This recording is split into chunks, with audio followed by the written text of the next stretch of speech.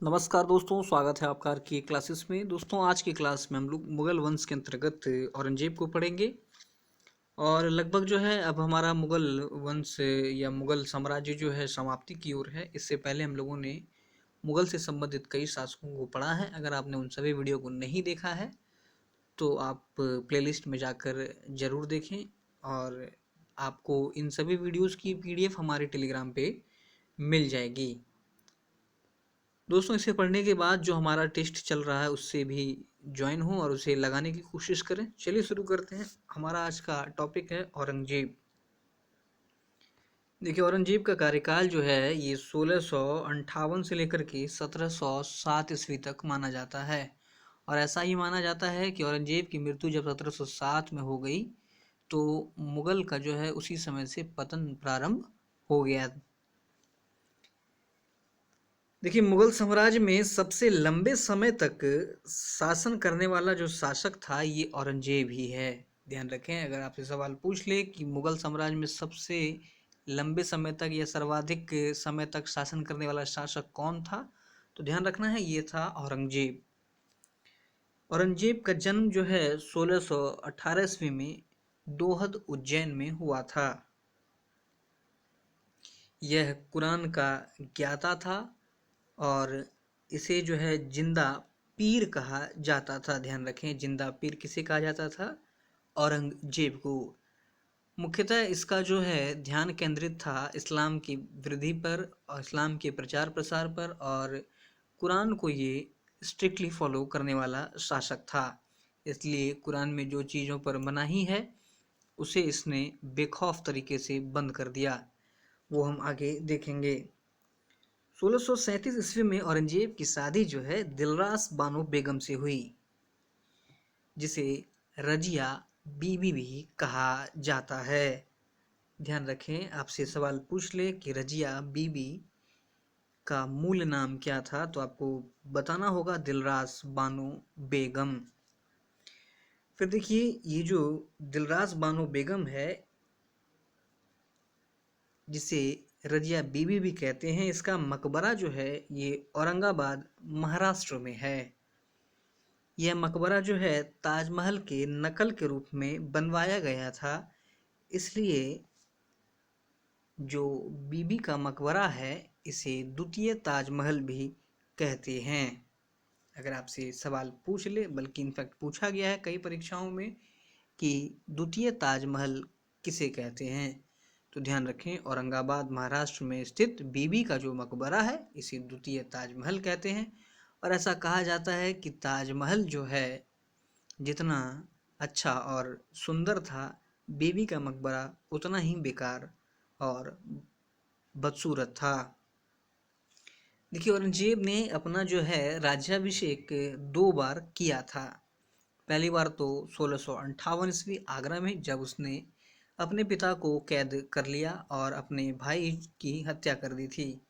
उसके बाद फिर से अगले साल 1659 ईस्वी में दिल्ली में भी उसने अपना राज्याभिषेक किया था। चूँकि हम लोगों ने जाना कि औरंगजेब जो है ये कुरान का फॉलोअर था, इसलिए इसने क्या किया कि सिक्कों पर कलमा छपवाने पर रोक लगा दी। सिक्कों पर जो कलमा छपवाई जाती थी उन पर इसने रोक लगा दी, क्योंकि इसका मानना था कि सिक्के नीचे गिरेंगे और फिर मिट्टी में मिलेंगे या उन पर जो है ठोकरें लगेंगी, तो कलमा जैसी पवित्र चीज़ के साथ ऐसा ना हो, इसलिए उसने जो है सिक्कों पर जो है कलमा छपवाने पर रोक लगवा दी। इसके अलावा देखिए, जो चीज़ों की मनाही है इस्लाम में उसने उन पर भी रोक लगा दिया, जैसे तंबाकू, शराब, जुआ आदि खेलने पर भी इसने रोक लगा दी थी। इसके अलावा इसने देखिए 1662 ईस्वी में जो है दास प्रथा को और 63 में सती प्रथा को प्रतिबंधित कर दिया था।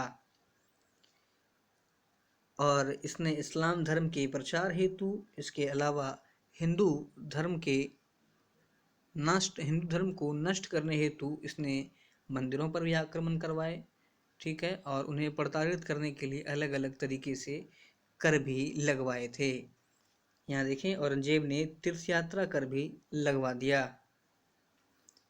1664 ईस्वी में शिवाजी ने सूरत को लूटा और सूरत उस समय मुगलों की प्रमुख बंदरगाह थी। तो ध्यान रखें, शिवाजी ने सूरत को कब लूटा था, यह सवाल आपसे पूछा जा गया है एग्जाम में। तो ध्यान रखें 1664 में।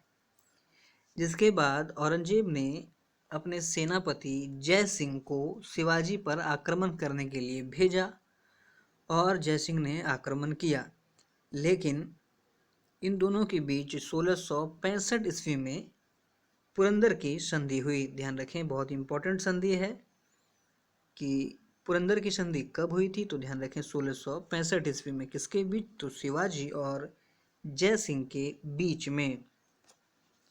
ठीक है, संधि हो गई, लेकिन फिर देखिए औरंगजेब ने क्या किया, धोखे से शिवाजी को गिरफ्तार करके जयपुर भवन आगरा में कैद कर लिया।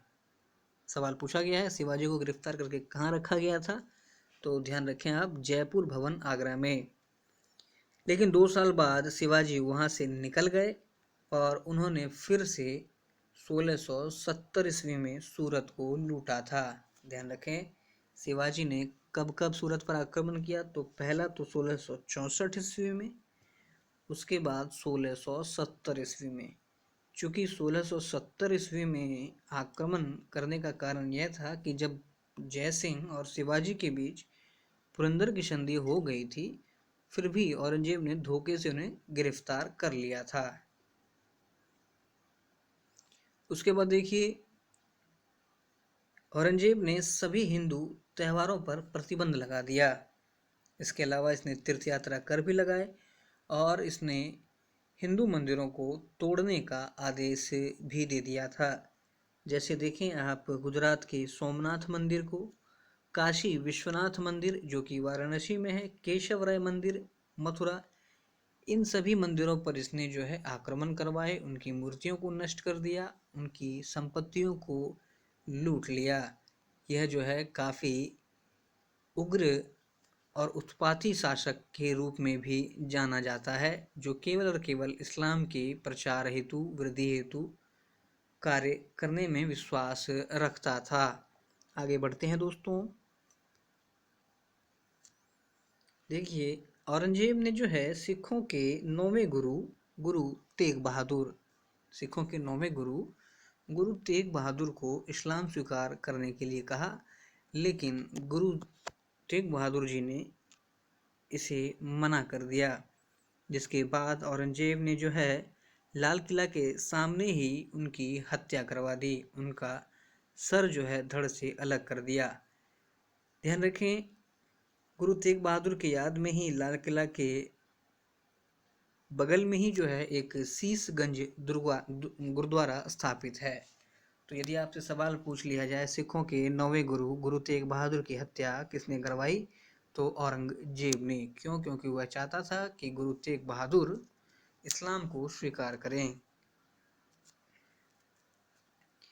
फिर देखिए इसका मुख्य काम तो था इस्लाम का प्रचार और अन्य जो थे उन्हें प्रताड़ित करना। इसी के क्रम में इसने जो है जजिया कर को लगा दिया, जिस पर कि अकबर ने रोक लगा दी थी। इसने इसे फिर से शुरू कर दिया। औरंगजेब ने आलमगीर की उपाधि धारण की थी। ध्यान रखें, सवाल कई दफ़ा पूछा जा चुका है, किस मुगल बादशाह ने आलमगीर की उपाधि धारण की थी, तो ये मुगल बादशाह था औरंगजेब। ठीक है, 1681 ईस्वी में इसके बेटे अकबर ने विद्रोह किया, जिसके बाद जो है वह भागकर दक्षिण भारत चला गया और शिवाजी के बेटे संभाजी के शरण में चला गया था वह दक्षिण भारत। फिर देखिए इस बात की जानकारी जो है औरंगजेब को लगी, इसलिए उसने 1682 ईस्वी में दक्षिण भारत का अभियान शुरू किया।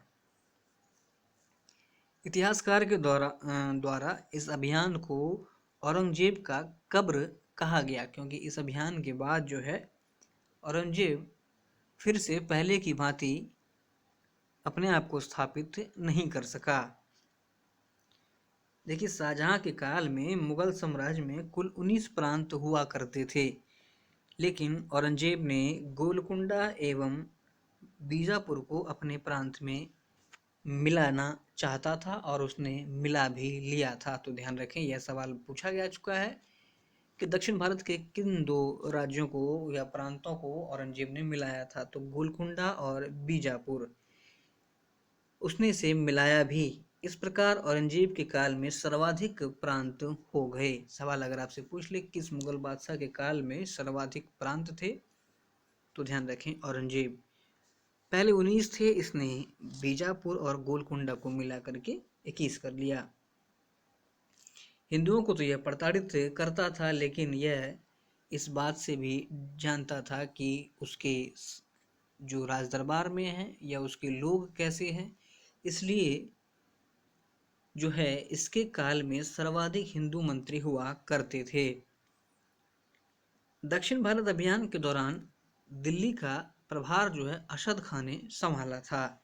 यह औरंगजेब का वजीर था। जब औरंगजेब ने दक्षिण भारत का अभियान 1682 ईस्वी में किया, तो उस दौरान जो है दिल्ली का प्रभार अशद खान ने संभाला था।